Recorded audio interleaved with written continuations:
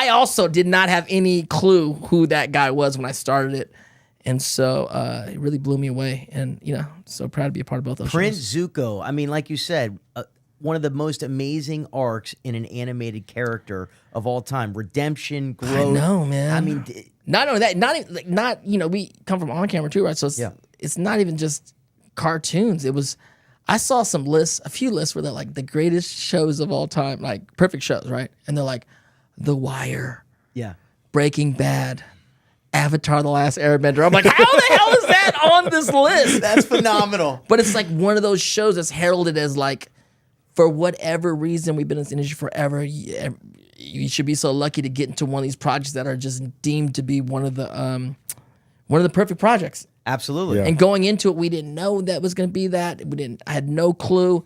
And now you look back and how it's impacted the world, and even going to Comic-Con 20 years later, and it's like hours and hours of lines of people that want to come and talk about the film and talk about the show and talk about the character and talk about the whole cast. It's really, and how much it's impacted their generation is really, it's crazy. Well, I mean, you and the other actors are a huge part of it. I mean, that's incredible. It's a huge testament to you, to the writing, to the 100%. Everybody involved. But then COVID hits, and you guys are #1 on Netflix. That's I know. Insane. That was wild. Because this is the thing about that, like, Netflix, streaming's never happened before, right? Yeah. So, and then, of course, Netflix became the biggest thing. So if you had, like, the #1 show on Netflix, had the #1 show in the world. Right. Yeah. And so there's never been a show that came out at that time, 15 years before, that then became the #1 show in the world. Yeah. Because we didn't have a thing like a lockdown and COVID happened. And we didn't have a thing called Netflix and streaming that happened. So it was the first time these things were happening. And then obviously like Netflix had this show running. It had been there for a while, but Avatar, there's the stories and the things that were going on in the show, and there's all the situations were so poignant and still is poignant in the world we live in today, that it just struck a chord with the world. And so it was really crazy to do that. That is incredible. Does that like weigh on you, the responsibility of like making sure that character carries through for that? I mean, now, connects it now. Yeah. I mean, not to a degree. It's like, there's more Zukos. Like there's a live action. There's like movies coming out. There's, there was the other film that Dev Patel played, but I just feel as an actor, you're not coming from theater. It's like we're a fraternity of actors that got to play this character, and it's become an important character for the world. And so you just want to be an ambassador for, for that. Yeah, when you go to like cons and people, they obviously like connect, like fans connect emotionally to those characters.